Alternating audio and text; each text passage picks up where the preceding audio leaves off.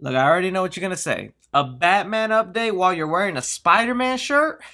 I only own so many Batman shirt, guys. I can't have you thinking I'm stanky.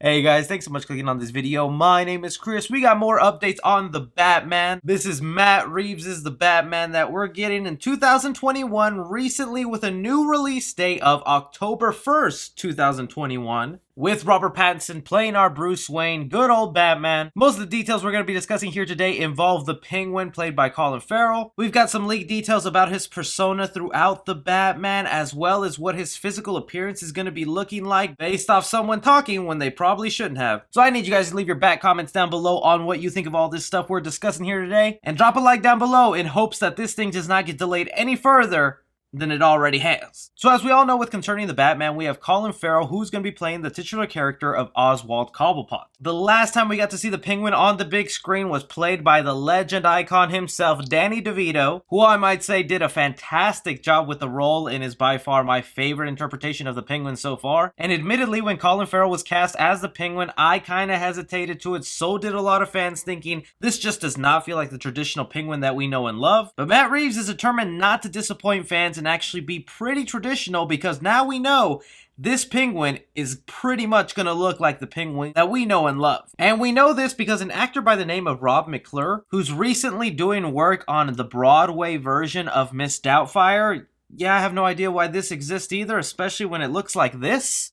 Robin Williams, I'm glad you weren't alive to see that. Jokes aside though, I hear the Broadway musical's pretty fine. Well, the actor in preparation for playing Miss Doubtfire obviously had to go through a lot of prosthetics into looking like a woman, just like in the movie, involving a nose, a bodysuit, and as it turns out, the same people working on the prosthetics for this Broadway musical are also working on prosthetics for the Batman. This is what he said exactly. When I went into a place to get the process you just saw, I walked in and they were like, oh, hang on, we just have to clear off the table, and they were building the Penguin prosthetics for Colin Farrell in the new Batman movie. And I was like, oh, I'm in the right place. Yeah, you damn are, and you probably shouldn't said that. I always love when actors who aren't connected to a project speak just because they're so excited and want this, I guess, clout or flex that's like, yeah, I was next to some Penguin prosthetics.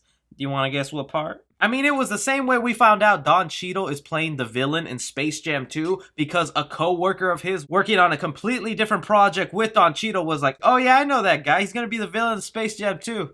Crazy. But nonetheless, getting back to these details about the Penguin, this should really hype us up and get our minds racing to like, what kind of prosthetics are they working on for this Colin Farrell Penguin suit? Because if you look at the man now to getting him to what the Penguin looks like, there's a lot of work needed to be done, but it could just be a few things. Like Danny DeVito only went through a couple of prosthetics, excluding obviously his hands, because Danny DeVito does not have those weird penguin hands. Instead, he was giving a nose, eyebrow, and lip prosthetic to give him that look of Oswald Cobblepot. Since this prosthetic team is already working on a fat suit for the Mrs. Doubtfire Broadway musical, I could only assume they're also going to be giving Colin Farrell some sort of fat suit to resemble this Penguin appearance. Other obvious guess is he's getting that pointy nose that is iconic with the Penguin. Other than that, giving him multiple double chins, making it look like he has no neck, kind of like Big Ed. They should have casted him as the Penguin, man. Even though I would have grown accustomed and perfectly fine with Colin Farrell just looking the way he does playing the Penguin, it all would have came down to his performance and the way he tackled the role. But now getting this added bonus that he'll be looking like the traditional character we know and love, it heightens it up in the same way the Sonic movie got that makeover. It's like, okay, maybe you didn't need it because the movie's fine, but just seeing that beautiful blue boy brings it to a whole nother level. But it's not just details about the way Colin Farrell's gonna look like as the Penguin. Some leaked details that did land online about his persona and his overall involvement in the Batman did find its way online, so much so where a bunch of articles are reporting it, which makes me believe there's a little more credibility to these rumors as opposed to a whole bunch of other ones that show up every other day. And you know I only like to bring up what seems to be credible to you guys. Even though, hey, I'm no detective like Batman, I get stuff wrong all the time. But that to me is the whole hyping ground and fun of speculating about this movie. The details that landed online make it seem like this Batman movie is going the same route that Spider-Man Far From Home went, in where they're gonna give us a Penguin that appears to be a good guy. Reading off from what the article says, according to a new story leak from the Batman, Colin Farrell plays a character named Oz, which is short for Oswald Cobblepot. The leak alleges alleges that he's actually written as a good guy who's also in the running for mayor and trying to avoid being murdered. The League goes on to claim that the story takes place during a Gotham election year where candidates are being targeted by a character who is leaving riddles behind. Obviously, this points at Paul Dano's Riddler being the main villain of the movie. And yeah, reading that further, this definitely sounds in line with what the leaks that we've gotten so far, just like this leaked image that hopefully you were able to click on right away. I can't leave it on screen too long because then Warner Brothers be coming at me. But essentially, it was that photo that landed online that let us know the Riddler is going to be the main villain of the Batman, and his main objective of the film is going around and killing mayors or government officials in Gotham City, exposing a bunch of lies within Gotham City and how hypocritical the town actually is. With some of these details, there is a part of me that instantly gets annoyed, like, okay, I'm gonna have to sit through an hour, 2 hours of going, yeah, I'm sure the Penguin is a good guy this time around. Alright, where's the big reveal? But I remind myself that I had those same feelings when Far From Home was being marketed, and I obviously knew everything about Mysterio and how he's a con artist and how he would eventually betray Spider-Man. But seeing it play out in the actuality of the movie, I was like,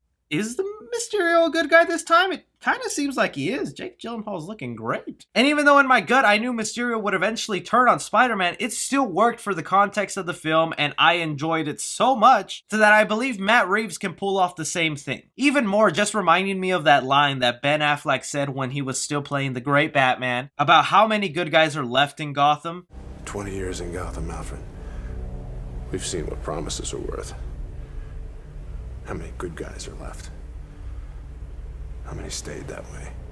Gotham City is one of these places where you go in with high hopes, hoping to make a change, to rid the city of crime, and Oswald Cobblepot could be one of those people. Maybe he genuinely is a good guy, and running for mayor is his plan to turn the city around, but I guess just being in there and seeing how corrupt and ugly the town is, he realizes the only way to fix it is by force, becoming this sort of mafia leader that we always know the Penguin to be. I also do wonder how a politically motivated Batman movie is going to work, because it's obviously going to mirror somehow into our reality with our politics. It's just kind of a given what movies do nowadays, putting a face up to society. So I hope that stuff isn't too preachy in the movie and just fits in better with the corrupt Gotham world. But the idea that when government officials start turning up dead and Batman is looking into who did it, he's gonna have to be protecting his future enemy, Oswald Cobblepot. And maybe during a failed attempt, someone the Penguin loves or someone he admires gets hurt when the Batman couldn't save him, then setting up a vendetta for the Penguin to go after the Batman. Again, just speculating and thinking wildly from these details that we've gotten. Only reason in my mind that I would believe that this probably isn't true, that the Penguin will be playing some sort of good guy, is because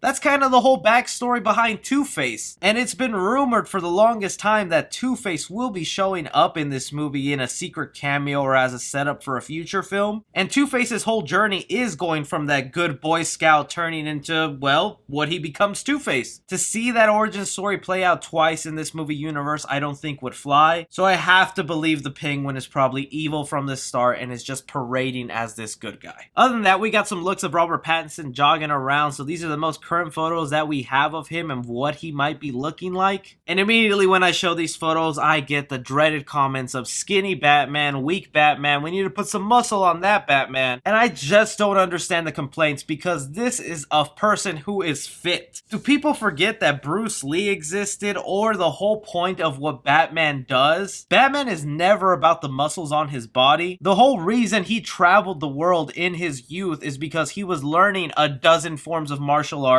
becoming an expert in every single one of them, but most importantly, studying cultures, perfecting his mind, learning as much about the world as he can. And with this being a detective-driven Batman movie, I think it's pretty obvious we're gonna get a more story-driven Batman movie than a Batman who punches up. We already got the king of doing that, who was Ben Affleck. I mean, every time Batman got to actually fight and do his thing, he looked pretty great at it. Do I even have to bring up how horrible the fight scenes were in the Christian Bale Batman movies? People hate when I say anything negative about them, but those movies are so great and are kind of the perfect Batman film so far. They are actually proof that you don't need big, glamorous, Marvel-style fight scenes to make a good movie. You need a good story, and that's what will really elevate the film. But I digress. I just want people to give this movie a chance, and if when it comes out it sucks, then hey, it sucked. But everything leading up to it right now has me thinking, how could you not think this movie looks good? Let me know what you guys think down below of everything we just discussed here, from the penguin prosthetic look to some of these details about him possibly being a hero, or your take on whether this Batman should be looking skinny or really beefed up like Ben Affleck. Anything and everything, leave your thoughts down below. Be sure to like and subscribe. Follow me on Twitter at 3C Film Review.